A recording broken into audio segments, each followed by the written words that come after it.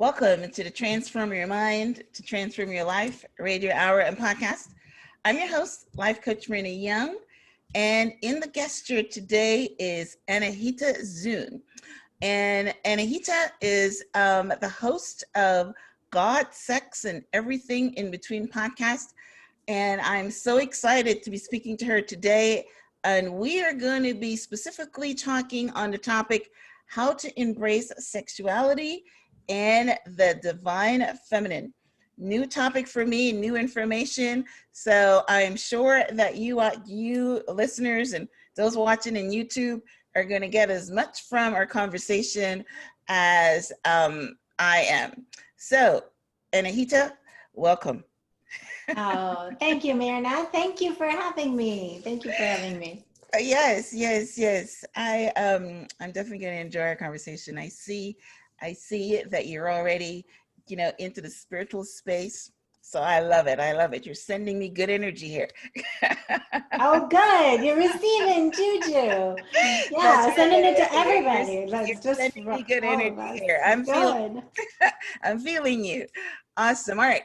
So let me give you a little bit more information. And Anahita, as a feminine leadership mentor and a credentialed spiritual counselor, Anahita activates the sacred leadership of women who are ready to awaken and unleash the force of nature within.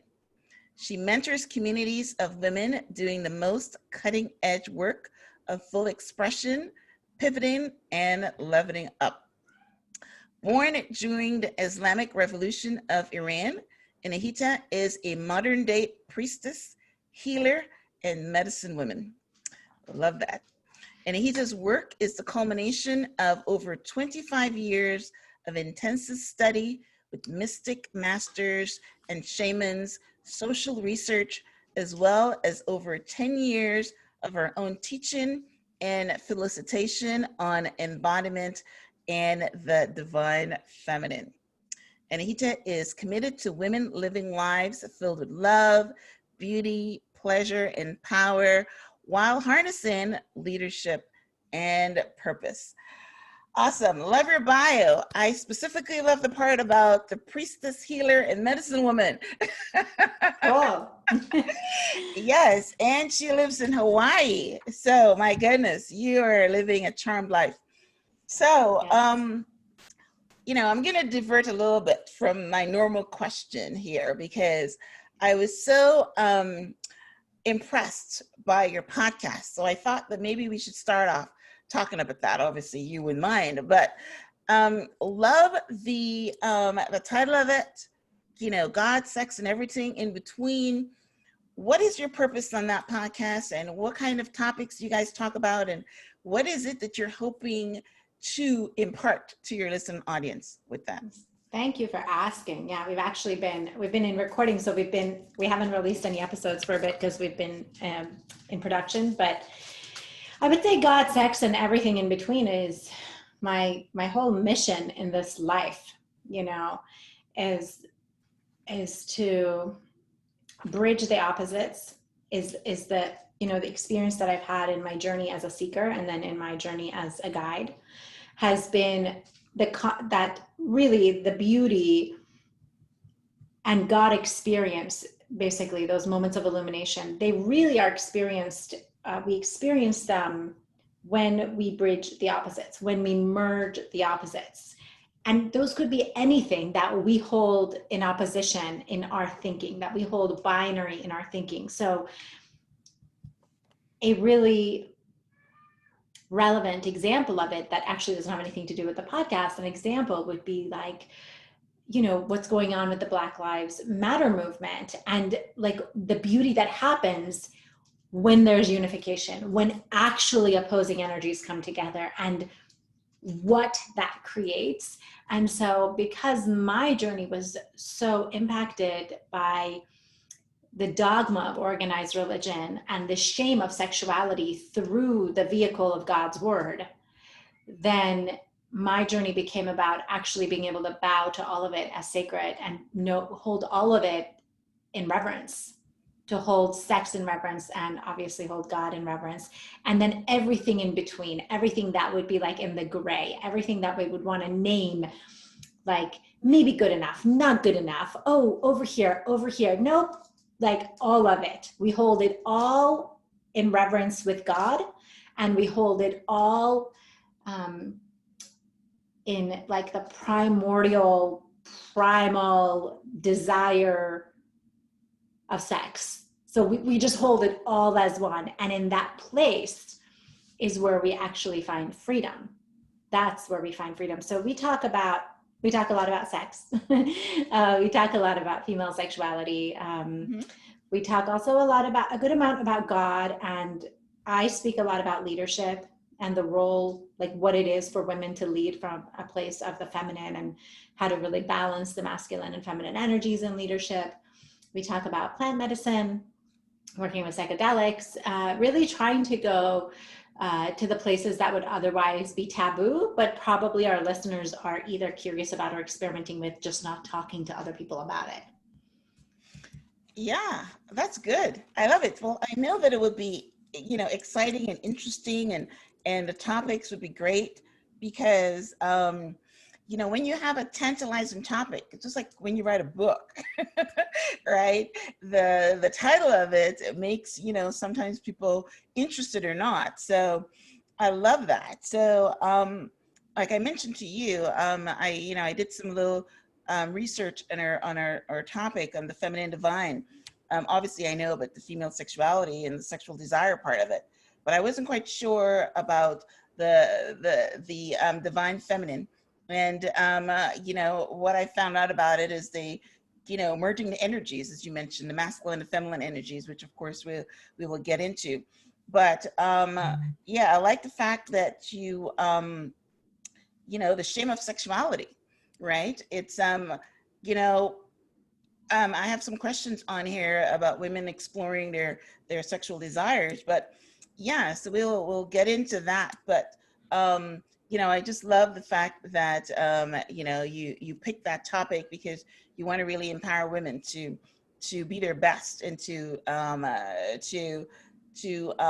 use their feminine energy, whether it's for leadership, whether it's for their sexual desire, and all that. So that was great. Now, how did being, because I didn't ask you about your background, I started right there, but now I think that I need to circle back a little bit on it. How is it, you were born in the Islamic Revolution of Iran, and I don't think women have a lot of power in that environment, right? Zero. Yeah. Right. So how did you transfer into this leadership person, and being able to be, sexually free, and all that stuff? How did you traverse that terrain? Well, gosh, I mean, I'm going to tie it back to what you were saying earlier too, Myrna, which is the leading from the feminine and then embracing their sexual desires. And I actually experience and believe that we don't lead from the feminine if we are disconnected from our sexuality. So they're not separate. Okay. So they really are connected, and it has to do with how you run your sexual energy. So I just want to kind of plant that, because then maybe we'll come back to it later. But it's just like anybody's story. Where our greatest oppression is usually the greatest opportunity for freedom and empowerment. And so that was my experience as well, because I was born who I am now, meaning I had a lot of wild energy. I had a lot of sort of raw, feminine life force. And I was living in this highly oppressive culture, especially oppressive to the feminine and to women. And so there was a significant amount of shame around any expression of the feminine. So it wasn't just cover your hair. A lot of people don't understand the extent of the oppression. It's like, sure, I could go out to the street at 8, 9 years old and have a gun pointed in my head because now my hair covering fell back. That's just, so don't share any of your femininity. But then actually to this day, it's illegal for women to sing in Iran because their voices are considered so beautiful that they will seduce men into acts of evil. Wow. The absurdity, right? You're laughing because it's so absurd, but it's so, wow. it's almost like as absurd as what's going down in the States right now. You know what I mean? There's plenty of absurdity happening now, and we're more divided than we've ever been. And this is basically what happened in Iran, because Yeah. it was a very Tehran, where I was born and raised. You know, I was born during the revolution. Used to be a very cosmopolitan city in the Middle East, and it became something very different. It became very, very divided, and that's the time that I was growing up in. So when you say, how did I get there? I mean, it started with a desire to experience freedom, Right. and then not having it. Right. And then getting to the States. Okay. You know, when I got to the States, I was 14, and I had grown up on American movies, you know, and watching them ride the convertibles in California, and bikinis and short skirts, and like, you know, just all of, Even about that. Right. you know. And I got here and I realized that I had all of the freedom. It was a sort of slow realization over a couple of years. I got here at 14. I had all of the freedoms that I had seen in the films, but I did not know how to be free. Yeah. Because freedom comes from inside. Yeah, exactly. It reminds me of they're talking about an elephant that's staked to the ground. And when you remove the stake, he still feels that he's got, you know, he can't go anywhere because he's accustomed to being staked to the ground. So yeah, so that's a good story. So the first question I have here is why do you think that women who are free, right? Because we're not necessarily talking about, the Middle East or the repression. I mean, I laughed when you talked about, voices of a woman being sexually aroused into men, and because of that, they can't sing, which to me says that the man can control himself. You know what I mean? So here in the United States, women walk around half naked. So, I mean, what, are you thinking that you're going to stop her from dressing half naked because a man can't control himself? Totally different ways of approaching a problem. Here, in your country, they're muzzling the woman, but they should be, telling the men that, they should look at something, desire it, but it doesn't mean that they have to have it, kind of thing. But anyway. Yes. Well, here's the thing. Of course, over there, I mean, a woman gets, she gets raped, and she's the one who's brought shame onto the family. Wow. But understand that the consciousness is the consciousness. So the consciousness that creates that kind of law or that kind of regime is not absent here. It just manifests differently. And it's the same consciousness that is the reason for the Me Too movement. It's the same consciousness. It just manifests differently, and we're still really battling with it. I mean, if you look at, there's a lot of evidence. There's a tremendous amount of evidence for women and how we are still fighting to be respectable and appropriate, and not lose the respect that we need to become successful, and how we compartmentalize ourselves. So the consciousness is still there. It just totally manifests differently. I hear you. I hear what you're saying. It's it shows itself in America where a man would harass a woman, or doesn't think that she has any right to certain things. In the Middle East, it's totally suppression, but it's still there. I understand what you're saying. Okay. So what I was starting with my conversation was, in North America, South America, and wherever, women are free, right? But they are still told that maybe exploring their sexual desires are bad. I know where I come from. I'm in my 60s, and I know, right? No. Go, Myrna. Good genes.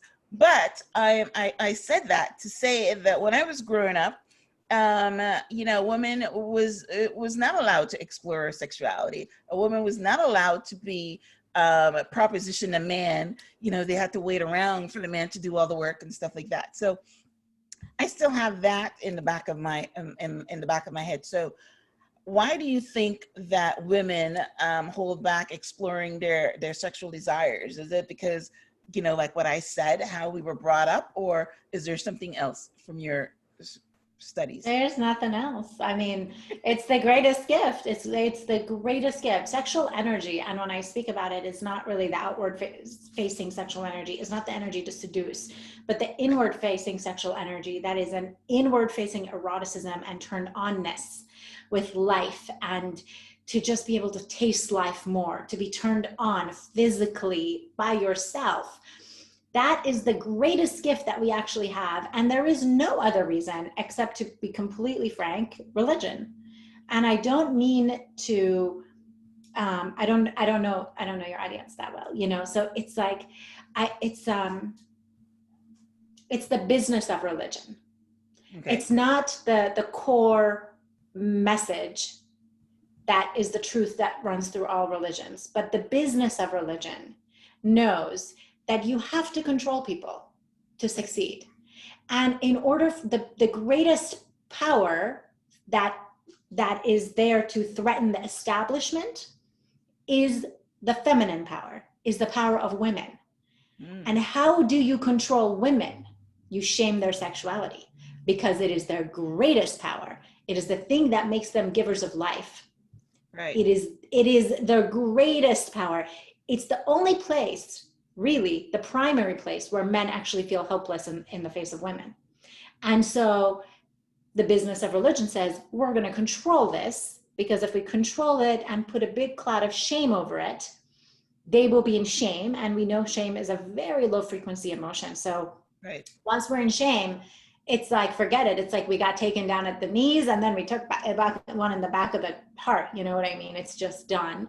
So as long as we're in shame with our greatest source of power, then they can get richer and they can have more control. And it's just, again, it's a battle of consciousness, right? It's the consciousness of control and rigidity, and sort of the patriarchal consciousness, and then the consciousness of love and unity and oneness and the feminine and like equality, right? These are the energies that are opposing each other. Am I making sense? Yeah, you are. And I understand the control with sexuality in religions. And yes, I'm a Christian. I think you asked that question. But in all religions, I think I was listening to a podcast the other day, I think with Deepak Chopra or something, because I love him. And he was talking about sexuality, where in every religion, it's a bad thing, you know, sex, unless you're married. And then when you're married, and then you can't do this, and, you know, and it is a form of control, but it is for men and women. You know, the religion don't say, okay, the men can go fornicate and the women can't. It's a control thing in both ways. But so you're right. It's coming from, you know, women. But I like what you said, that sexual energy is not necessarily sexual desire. Sexual energy is, I like what you said, you know, the ability to turn on yourself. It's an eroticism for life. It's a yes to life. It's like have you ever experienced a full body yes? No. To something, like a full body yes. When someone presents you an offer or an option or an invitation, and you are just like, yes. Have you ever experienced that, where your whole body says yes to something? I can't recall the memory, but I'm almost sure that I have. I'm sure that you have. I'm sure that you have. Right. But for most of us, it happens like by happenstance. But there's a way to actually cultivate, to be able to live like that. And so that's what I'm talking about. What is it to have your life be a full body yes? That every moment, that the way you hold your relationship with God, and this has been my process and my journey, you know, I have a lot of women from different cultures, different backgrounds, different countries, different religions going through my programs. And what's so beautiful, depending on how much work they've already done around it, you know, sometimes they come in and they're able to maintain that relationship to their path of devotion as we do the work. And sometimes they really got to put it aside because they haven't done enough work around how much shame came from it, around their sexuality or their menses, or, you know, like Hindu clients, like saying couldn't go into temple when they were bleeding. I mean, there's just so many, you know, the Latter-day Saints. I mean, there's so many different backgrounds, you know, all races, all ages. I would say anyone, most of my clients are in like 35 and above. So most of us, that's you and me, and all of, you know, and I go up to 70 is kind of like the the most senior people we've had in the community is like in their early 70s, Mm-hmm. is they have the same story. I was told to manage it. I was told to shut it down. I was told it wasn't safe. I was told don't get myself in trouble, be respectable, Right. a bazillion versions of that. And Yeah, then nobody's going to respect you. You have to get, that was my big one, respect. respect, You know what I mean? 100%. Yes, yeah, Yeah. that was a big one for me. Yeah, respect. So are you finding that the younger women though, I think are not bound by that shame thing. They're very free with sex. No, that's not it. Not it? Well, yes, but that's not it. Let me tell you. We Right. have not yet created a world where that's a truth. What it is that it hasn't, the burden of the oppression is not yet big enough for them. Do you know what I mean? Because what happens is the same women that you may say are free, Uh-huh. watch what happens when they hit 35. I don't know. What Watch happens? what happens is they're like, oh, like I lost it. Really? Or something happened where they were going, yeah, sure. They feel like it got shut down. They either went through a heartache or a breakup or Right. a job they were really wanting to rise to the top. Something happened and it was Yeah. like, because we're Yeah. still And living in it. I'm actually visualizing it right now, because what would happen is that they are free and they've gotten hurt. They haven't gotten anything tangible for it. So then they shut it down, right? Because the men are still going by that same principle, that maybe a woman that's free with her sexuality is maybe not the woman I want to be my girlfriend or to get married to. Yeah, it's a double standard. Right. I'm But I so think glad you're saying this because there's right. something I want to interject here. I think that's important. Part of the reason that it changes in the 30s is because we're not able to ride that youthful sexual glow the same way. We most of us, we Mhm. maximize on that. You know, we think we take it for granted and we think it's just going to be there forever because Right. there's a glow to the youth, to the sexuality of the youth that people respond to, and men especially, and women, we all respond to. And so Right. when we're younger, we're benefiting from that. Right. But there comes a time where it's not the same, it changes, and Right. B, it doesn't feel appropriate anymore because we want to learn how to make it healthy, and we realize the way it has been is not like really conducive to who we want to be, but there have been no models for how to be what we want to be, so the answer is shut it down. Right. Right. Okay. All right. Good conversation. So, well, but let's talk a little bit more on the sexual energy instead of the sexual desire. So we were talking about the sexual desire. We know that they're saying that girls don't have it, and that kind of thing, and you muzzle it. But so the sexual energy though, that the one that you turn on for yourself, and that this glow that you're talking about, how do we as women use that and explore that to maybe have better lives, for want of a better question? Well, how do we use it to have better lives? Really, our best lives are going to be had in our bodies. So it's like doing whatever it takes to take that journey from the head into the heart and into the womb, into the lower spaces of the body, into the lower energy centers of the body, meaning like our full awareness, our full breath, dropping in. So whatever that takes, you know what I mean? If it takes that you stop and breathe 10 times a day and then you go to African dance after work, or if it means that you go to yoga however many times a day and then you breathe and then you take on a self-pleasure practice, our best lives are lived in our bodies. And so when I talk about the internal facing sexual energy, it's really, I speak about it in the lineage, the Vedic lineage, which, sort of the yogic lineage. And I speak about the Kundalini Shakti. The Shakti has been around for, the Shakti is the creative force of the universe. It's what makes the plants bloom and the bees buzz and make honey. And it has been taught about forever, but it is an intelligent force. It is an intelligent force, and it also lives in our bodies. It lives in the male body and the female body. It lives in slightly different places because for us women, it actually lives at the opening of our cervix. and it's an energy that's coiled like a snake. And this is usually like locked up like this, unless we go to African dance and yoga and breathe and wake it up. And then it moves like this. So things that wake it up, simple, twerking. If you breathe right and you twerk, you'll wake it up. Okay. This is the source of all vitality, Myrna, because you ever think about the, the symbol for health that like a lot of the insurance companies have and like medical companies have is these two snakes riding up together, and then it goes in. That is the Kundalini Shakti. That is the intelligence of the Shakti. And that is the source of all vitality. And then there's more, I'll stop there and then you can ask me questions, because I could just riff on the Shakti forever. Well, I do the Kundalini, I'm not sure if I'm saying it right, the meditation where, and it feels actually pretty good because, I breathe into my tailbone or my first chakra, and then I feel the energy move up my back, my spine, and, out my head kind of thing. And that feels really, really good.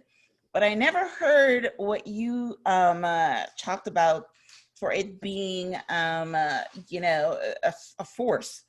I'm just thinking that it's, I guess it's just energy that's curled up there, and you want to express it and free it, kind of thing. So yeah, I have heard about that, and I do some meditations on it.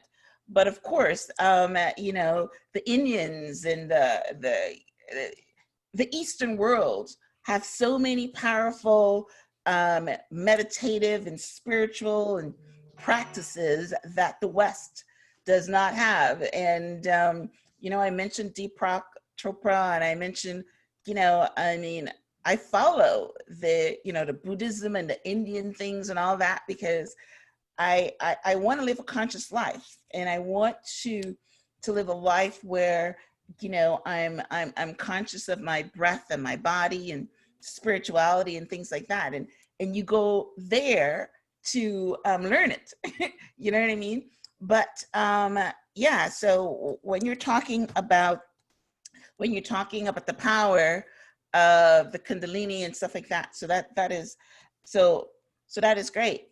So continue on that. You stopped. Yeah, this is great. No, yeah, because I wanted to see where, how we were doing there. So what you're doing there with the Kundalini meditation, like that is a great start. That you're like kind of laying some basic foundation. And what you want to add to it is you want to add something I call, this is easy, I'll just give it to you now so you can just do it, is an activating breath, which is a deep breath in through the nose, into your belly. So take it into your belly. So you're not holding a six-pack belly, soft belly, and then a directed out breath out of the mouth. Okay. And this activating breath helps bring up or awaken the dormant intelligence that's sort of in the body. Now, what's really cool about the Shakti is that as it moves up with its piercing energy, the snake that moves up the central column of the spine, it's going to go through every energy center, or if you want to call it a chakra, every chakra that it goes through, there's stuff that we're storing in our bodies. There's consciousness, there's trauma, there's pain, there's grief, all the stuff that we've just, the burden of life, being human, making your way.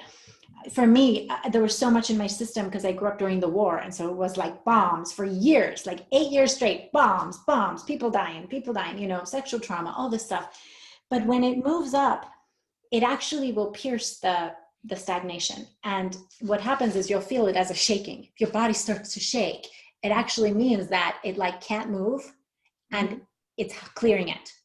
Okay. The shaking means you're getting cleared and I'm trying to make my way up, so that's just a little bit. I could give you a little bit more on some ways to activate it. I would say, like, if you wanted to start twerking, shaking your booty, doing some African dance, like really anything that's going to shake your booty with that breath. All right. Like I went to a yoga class this morning. It was like a shake your booty kind of yoga class.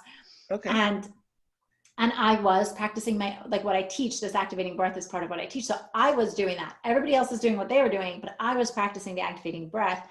And by the time the class was over, I was laying in my Shavasana pose, and my sacrum, my bum was like, Oh, we're shaking. it Wow. was just doing its own thing with its own intelligence and like this, and then Wow. like, going through these motions, and I'm not a stranger to it, right?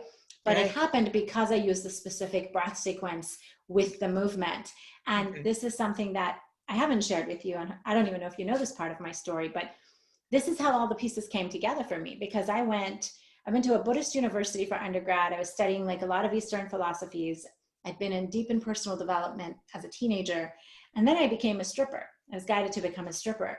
So in service to the Divine Mother, she was like, you will go and claim your freedom and send it back to your ancestors. And thankfully I landed in a very PG-13 kind of club where my sensitive soul could handle it, because I am also like very sensitive. So, but Okay. my point being that the way that it all got awakened and the way that I put it together is because I was shaking my booty at night. You're dancing. Yeah. Yes. Yes. And I was Yes. during the day, I was teaching yoga and immersed in consciousness work. I was Wow. coaching, I was teaching yoga and studying with some of the greatest teachers that are still alive, and some known and some not well known. Yes. But that's how Very it came nice. together. Yes, very nice. I love dancing. I haven't done the twerking thing again because they said it's supposed to be bad. But I'll try it in my bedroom. What do you mean it's supposed to be bad? What do you mean? What do you mean? What do you mean? What do you mean? I mean, listen, the girls that twerk on the videos are not, you don't want your daughters doing that. At least that's what you're told. But you know what I Well, mean? Again, it's a totally different different culture, different thing. But you I don't want do to commoditize it. You don't want to commoditize it, but right. you I do want to get together with your girlfriends in the privacy of your house and shake Right, your booty. exactly. I'm Please gonna try do. it though, because I agree with, I know that whenever I do the Kundalini meditation, I feel really, really good. I actually, whatever, because I think your nervous system is already, I guess, attached to your spine too, right? So when you Yes. relax it, right, you're relaxing your nervous system, and it feels really good. So that's great. So, but yeah, I love dancing, and I'm gonna try that twerking, shaking thing that you're talking about. You just want to pop the booty. The best way is like, you want to just like put your feet nice and wide. You want to put your feet like wider than you think, and Right. then bend your knees and stick your tush out, and Uh-huh. then just drop it like it's hot.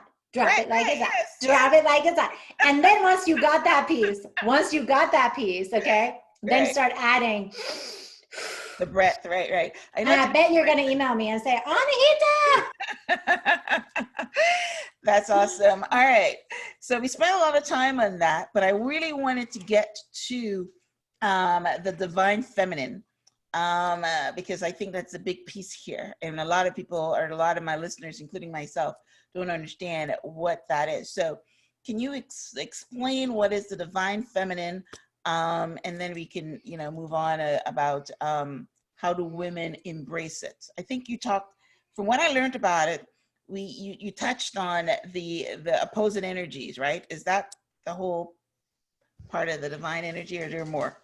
Yeah, I suppose a little bit. Or It's the funny because divine feminine, I'm sorry, this right? is the second or third time I've been asked this recently, and it's almost like I want to say, like, I wouldn't be so presumptuous to say that the divine feminine needs me to explain what she is. You know what I mean? So it's like Mm-hmm. the best way to explain what she is there's, I don't even know if it's the best way. The best way I can do it at Right. this time is to, if we were to just close our eyes and drop into our heart and connect with, you said you're Christian, with that, the greatest love of the divine that you've ever experienced, the place of absolute faith, absolute trust, absolute surrender, thy will be done, that level of home with the divine. And then imagine that on top of it is a feeling that it is coming from a great mother, that it is a maternal feeling, that it has that much love and permission and holding and allowing for you to be exactly as you are. So that's, it's like, that's kind of like a way to taste her a little bit. And that was my experience of her. It's just that she had a lot more permission for me than the male god that my religions had introduced to me. Was that there was not quite as much permission. And when I found the feminine face of God, There was a lot more, I it was love much that. more of a softer landing. I love that. So is it different from Mother Earth or is it the same thing? Well, that's the thing. It's the same, expressing in different ways.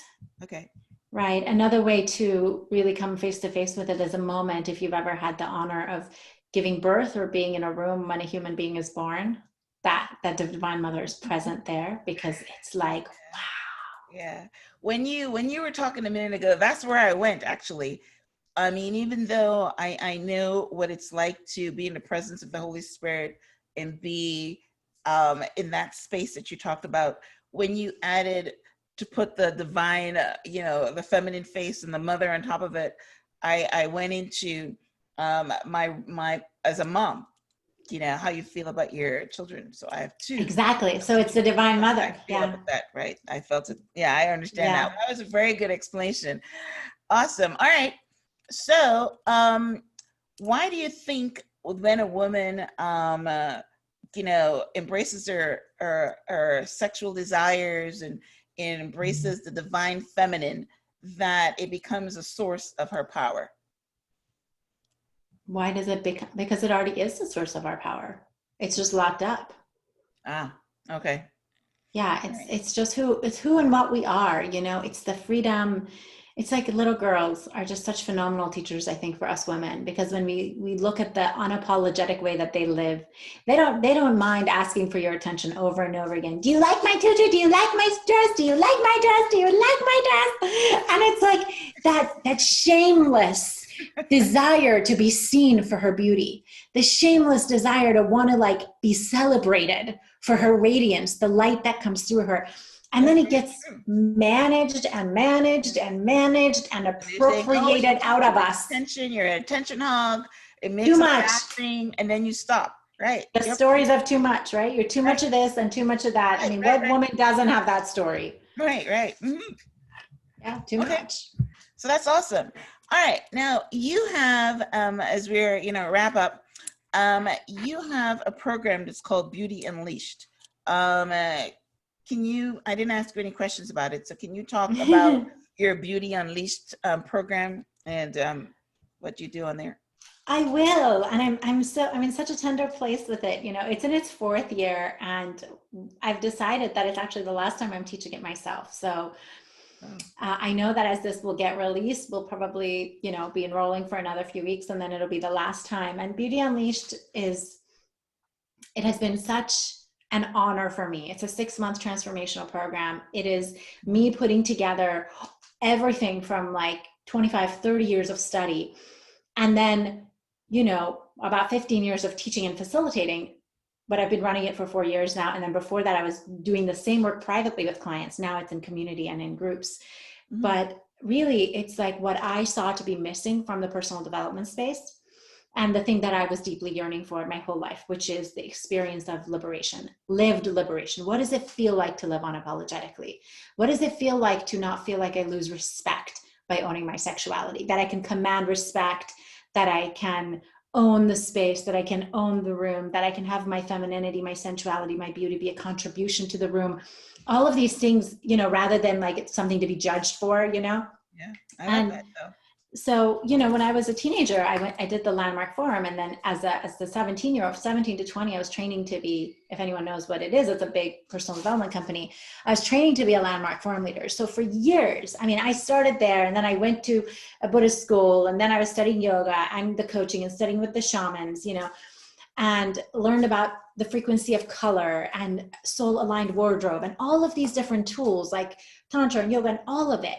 Mhm. And what I noticed was, as I was working with clients, mostly privately, was that what the women who had the greatest success in, meaning becoming fully unapologetic, coming out of the magic closet, reclaiming their magical gifts, letting go of the fear of being, ostracized or burned at the stake, all of those shame fears.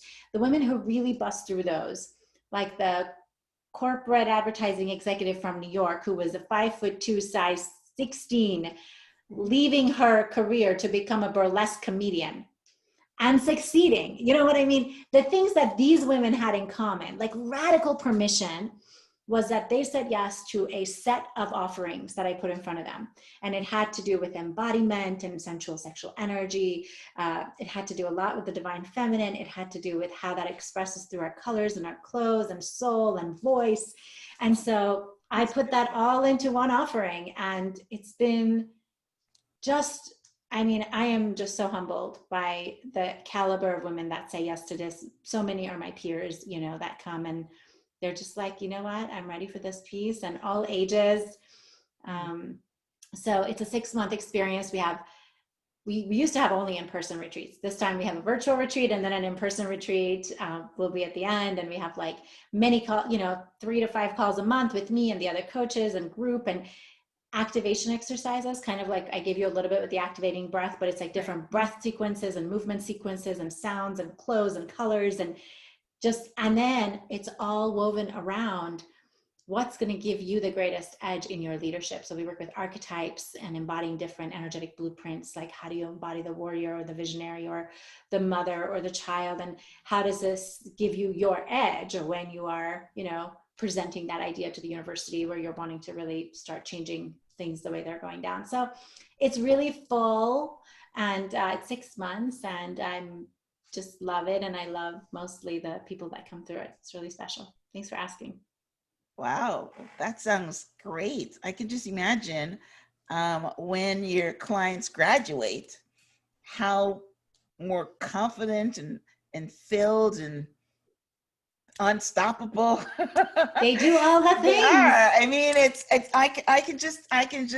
I can visualize it. You speak very well, meaning that I can see the emotion and I can feel you, and that is awesome.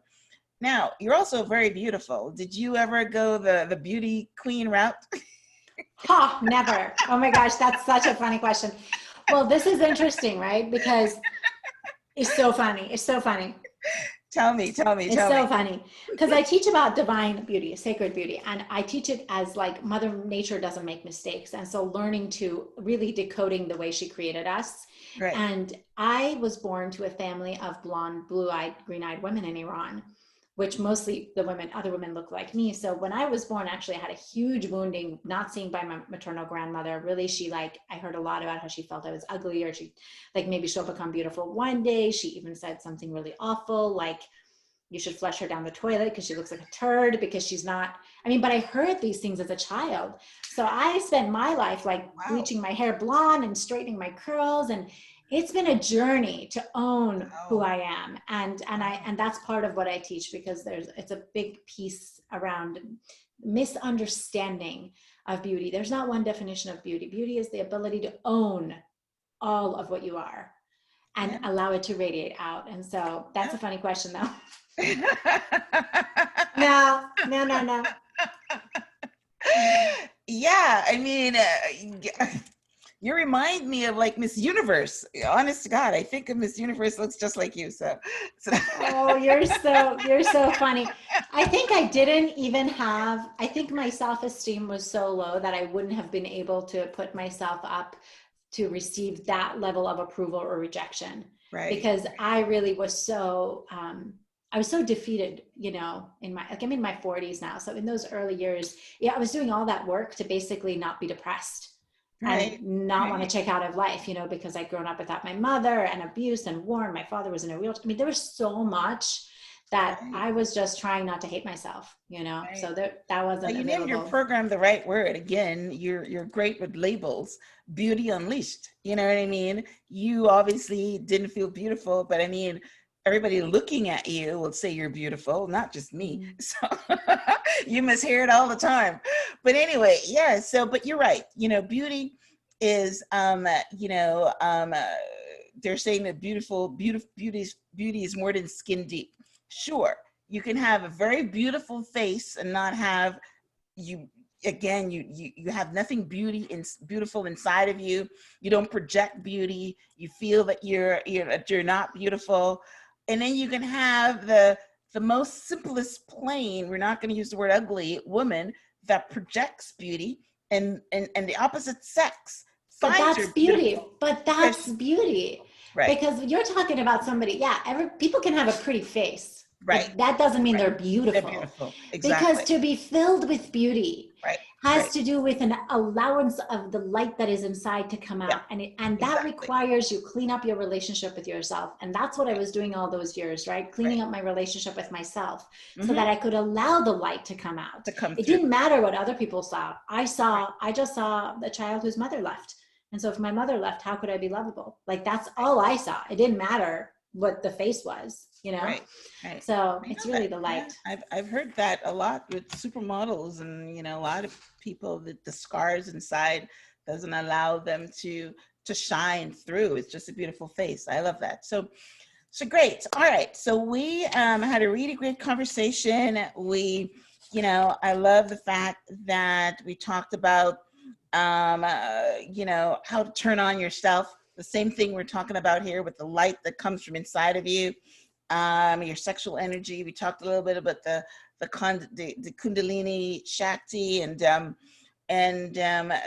feminine divine, or I keep mixing that around. I think divine feminine. You're saying it poetically. It's quite Yeah, I beautiful. know, right? Yeah, it's I gotta look at my notes here and see that it's the divine feminine. So yeah, we had a really, really good conversation.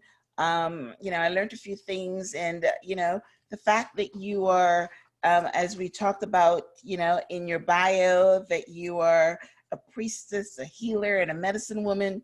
It came through in our conversation. So the people that are watching us on YouTube, are going to see that, and hopefully it transfers on the radio. But listen, great interview. Thank you very much. Just want to let you guys know, we thank you for tuning in to the Transform Your Mind. My conversation with Anahita will be transcribed on blog.myhelps.us. So go there. So if you've missed anything, and we'll get the transcript on that. There'll also be links there. Oh, you didn't tell them where they can get a hold of you. That part. Well, okay. I was just going to thank you anyway, but yes. So, well, if you're interested to connect with me, you can go to anahitajoon.com. That's ANAHITAJOON, anahitajoon.com. And there, under the work with me, you can see Beauty Unleashed. If you're interested, you can find out more about it and fill out an application. If not, please watch my TEDx talk and stay in communication, sign up for something free so that we can be sharing in each other's journey. And when we start new seasons of the podcast, I can let you know and all that. Yeah. Anna, thank you so much, honey. I really appreciate you. Yeah, well, thank you. Yes, definitely appreciate you too. So she said that a little fast, but if you guys head to blog.myhelps.us, I will have links to her website. Also send me the link to your TEDx talk. I would definitely like to link out to that and also watch that. What is your TEDx talk on? It is that if we want to end oppression, we must embrace our erotic nature. Nice. Okay. Yeah, I will definitely link out to that, and I'll go ahead and watch it myself. So again, want to thank you guys for tuning in.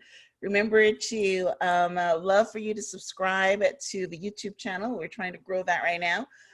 If you're watching this on iTunes, would love for you to rate and review. I try to bring you, exceptional guests like Anahita every week. So it's really great content. So, hopefully that you can, you would subscribe. Would like you to thank the sponsors for this episode. Remember to support the advertisers that support the show. And finally, I want to invite you guys all to join my private Facebook group, which is called Life Coach. It's grown by leaps and bounds. Thank you guys for all joining. We've got lots of coaches on the group, and we share, inspiring messages on a daily basis. So, Anahita, any last words? Any last words? I think it is the time that we are alive. We are so privileged to be alive. So we get to live with more compassion for ourselves and more compassion for one another. We get to breathe deeper, and we get to give ourselves some grace. So let ourselves off the hook in the places that we don't need to be quite so hard on ourselves, because it's a little bit of a bumpy ride right now. Yeah, it's a bumpy ride. Yes, yes. So get turned on by yourself. If you never learn anything else from That's right. That's right. if you never learned anything else, is that you can take that one and you get your spirituality and your sexuality and turn yourself on. So thank you very much. And we will definitely continue our communication. And again, until next time, namaste. Blessings, everyone. Yeah, blessings.